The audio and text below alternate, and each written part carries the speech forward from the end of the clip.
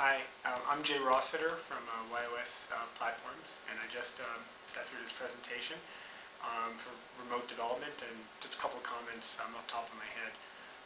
One is, I'm a big fan of remote development. In my view, it absolutely works. I managed remote teams in Bangalore, actually, when I was at Oracle for many, many years, and it was incredibly successful. There's a lot of tremendous talent in India, but it does have its challenges, as people here well know.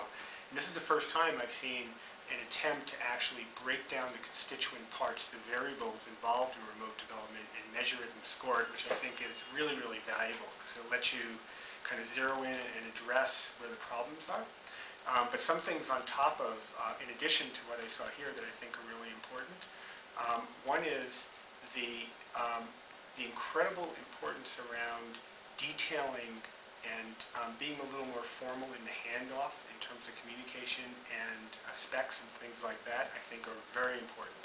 I'm on the platform side, and that's true between a platform and any other development group, whether remote or not. Being clear and detailing what you're trying to do, I think, goes a very, very long way, especially when you have the time zone difference you have here. The other thing is, I find that burnout is a big issue because of the amount of live chat that happens, the amount of time people spend talking to their counterparts.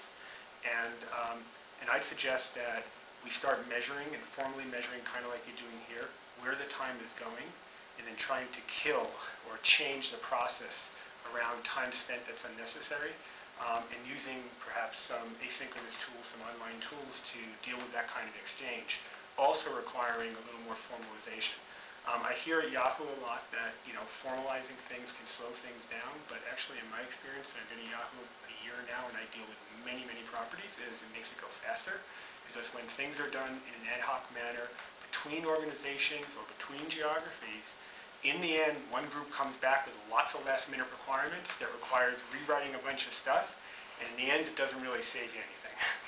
So, and I think for the remote development, that's just a major, major thing. But I've actually volunteered a number of my teams for this pilot. I think this is a great way to actually, like I said before, break things down to constituent parts.